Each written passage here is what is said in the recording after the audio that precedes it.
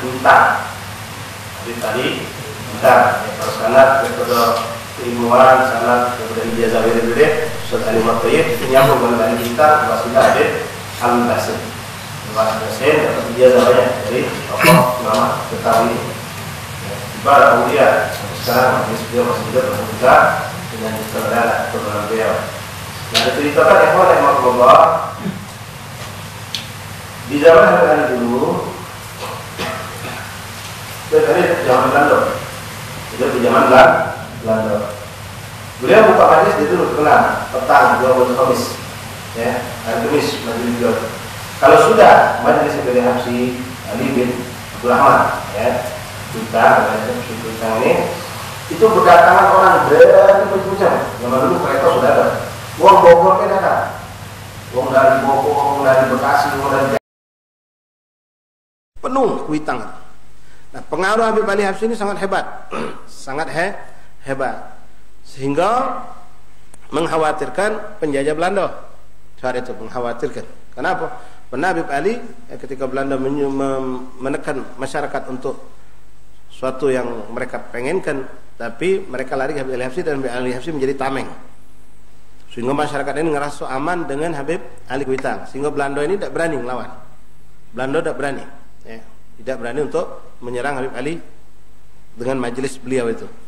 Nah, seringkali Belanda ini mengalami banyak kendala dengan adanya Habib Ali tadi. Sampailah singkat cerita beliau tadi dicari-carilah kesalahannya, sampailah didapatkan dengan fitnahan. Beliau masuk penjara. Ini tokoh ulama kita dulu masuk penjara. Nah, ketika beliau masuk penjara itu, ya Habib Ali Habsyi itu orang-orang soleh. Nak di rumah, nak di pasar, nak di rumah, nak di masjid, nak di penjaga, nak dimanapun mereka, itulah mereka. Ibadah tetap ibadah. Mereka tetap ingat sama Allah. Jadi beliau dimasuk ke penjara. Di penjara beliau tetap.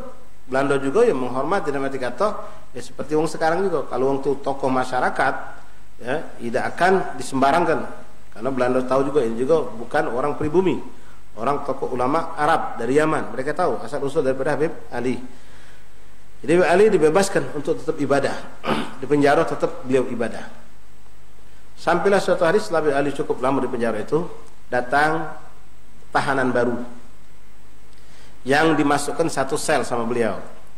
Tahanan ini bertolak belakang 180 derajat dengan Habib Ali.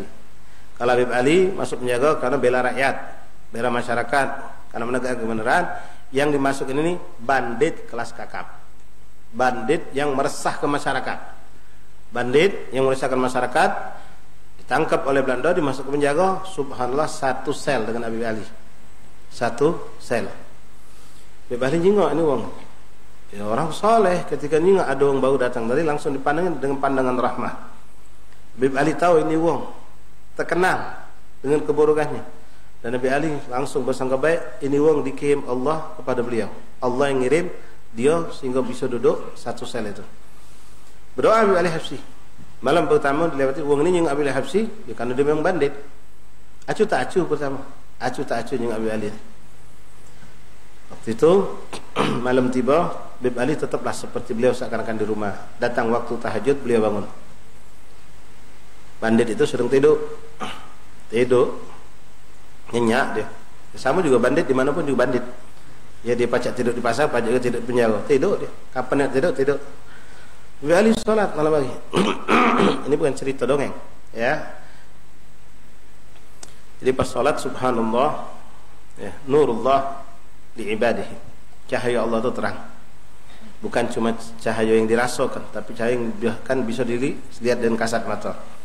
Ketika Habib Ali sedang sholat dengan ibadahnya, ketika itu subhanallah nur cahaya itu turun ke sel itu, ke penjara itu, memenuhi ruangan sel itu dengan terang luar biasa, sehingga yang bandit tidak pulas ini sampai silo matanya. Terbangun dia tersentak,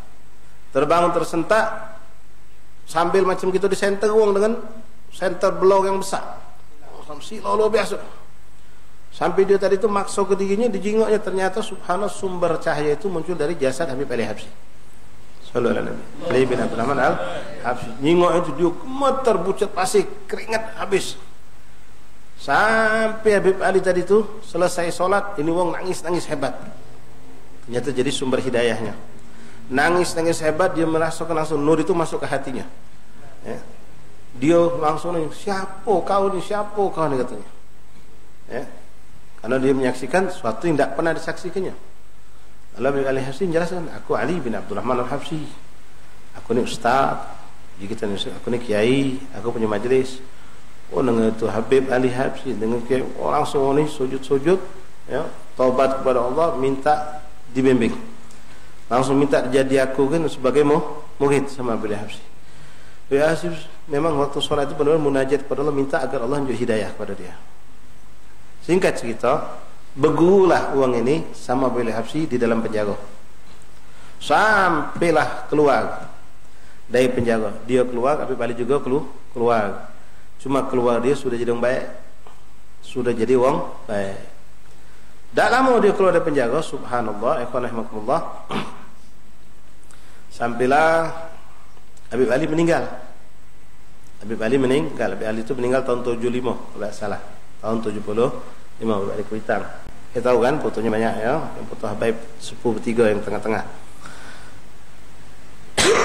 Setelah Habib Ali meninggal, tak lama dari situ orang ini meninggal juga, nyusul. Cuma dia ini belum sempat belajar lama sama Ali Habsyi. Cuma sudah tobat, sudah diajari pokok-pokok ajaran agama sudah. Cuma dosa dia banyak luar biasa. Nah, ketika dia meninggal, masuk kubur. Persis kejadian yang kamu dengar cerita kemarin tentang Abdullah Ba'alawi itu. Yang cerita ini anaknya, anak bandit tadi, cerita kepada Habib Muhammad bin Ali bin Abdurrahman Al-Habsyi. Jadi Habib Ali Habsyi punya anak Habib Muhammad namanya. Habib Ali Kuitang punya anak namanya Habib Muhammad, sudah wafat, sudah meninggal.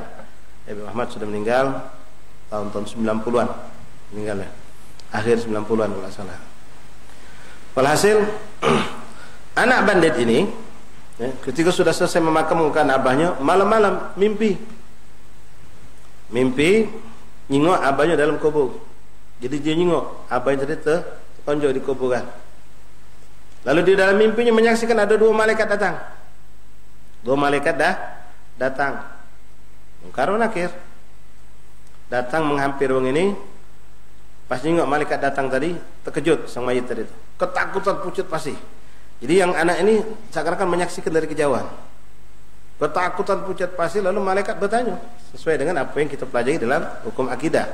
Nanya tentang man rabbuka wa man nabiyuka dan seterusnya.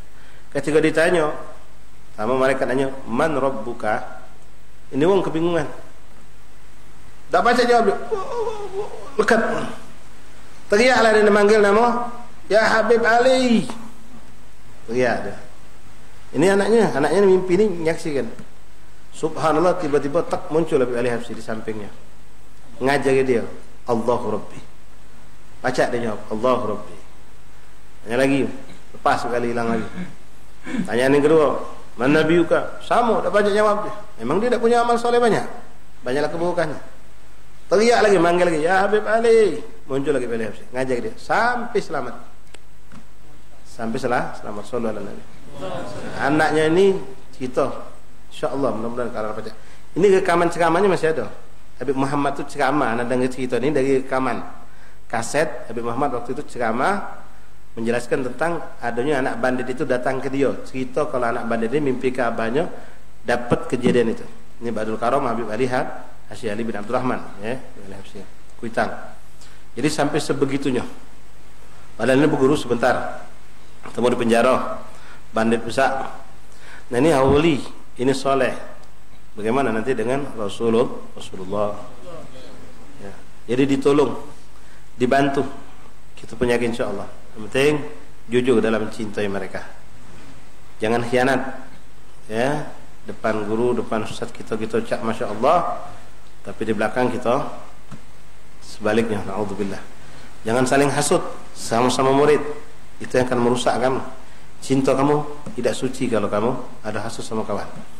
Boleh namanya ghibtah. Ghibtah itu artinya kecemburuan, pengen sama seperti kawan. Mak mana cowok kawan aku dengan apa pacak dekat, aku pengen pacak dekat juga. Tapi tidak mengharapkan aku dekat dia mana tidak. Kalau pengen kita dekat dalam kawan kita dia mana disingkir, itu hasut.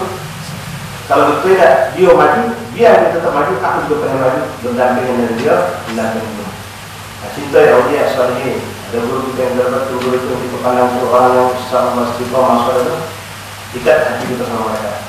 Atau kalau Rasulullah SAW yang mudah-mudahan ini jatuh, kamu sudah dapat dengan itu yang meninggal maksudnya. Bisa kamu hubungkan diri kamu dengan mereka. Ya, untuk mencintai aulia itu lintas batas. Kamu tidak bisa mencintai berkaitan dengan aku. Karena kita manusia sama-sama ketemu sering ngomong ayatnya. Ustaz, kalau masya Allah, aku tidak iman itu dapat. Ada ya manusia lemah. Sudah itu cintai aulia yang ada di luar sana, yang masih hidup. Banyak tokoh ulama yang ada di luar sana. Cinta yang tidak lihat suatu kekurangan mereka. Makanya kita disunahkan baca doa Allahumma sholli wa syekh atau ustadi anni wala tajid barakatuh min ya Allah tolong tutup keburukan guruku dari mataku yang saya tidak terlihat, tapi jangan kau harapkan berkah mereka. Nah, cintai mereka ya Pak. Ya, untuk maksudnya jangan mencintai aulia yang hidup dan juga aulia yang meninggal itu lebih baik lagi. Ya, lebih banyak lagi bisa kita cintai, buka cerita-cerita mereka, buka kisah-kisah mereka yang ada di Palembang sudah sangat banyak. Artinya maaf ya, kalau kamu memang benar-benar setuju pengen cinta dengan dia, ini Palembang ini tidak tahu kenyang kan. Tidak pun kamu bayi jauhnya di mana pun ada. Kalau memang mau ada kalau di Palembang segala macam tipe ada, segala macam bentuk ada. Wali nak kalau macam ada. Bapak yang di Palembang ini wali yang jadi pemati pun ada. Ya, wali yang menghidupkan orang mati ada, wali kacak ngomong sama binatang ada, wali yang kacak ngomong batu jadi emas ada. Ya, kalau kita mau cuma kadang-kadang kita ini tidak keluar dengan yang di dalam, terpesona dengan yang di luar. Ini yang kadang-kadang membuat cemburu di dalam hati. Ya, kita cemburu di dalam, sama ada masalah, kalau kuliah sama di luar, yang di luar ngomong, oh bukan tugas aku, wilayah ini wilayah Kiai Pulan, kata Mado, Habib Pulan, kata Mado, kami tak baca dalam kamu. Ini kita bawa datang ke Kiai kita, bawa datang ke kita, lama itu kalau aku, cemburu deh. Ya, silakan mau cerita yang lain, silakan. Tapi yang di dalam itu kita jawabkan. Wallahu a'lam bishawab.